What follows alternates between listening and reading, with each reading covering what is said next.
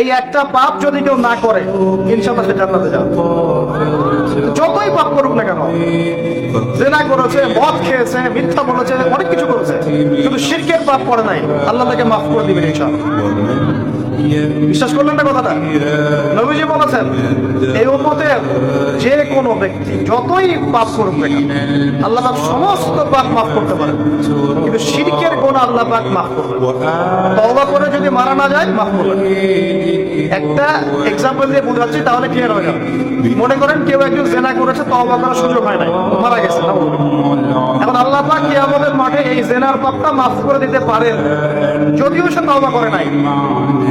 যদিও সে তওবা করে নাই, আল্লাহ পাক এই পাপটাও মাফ করতে পারেন।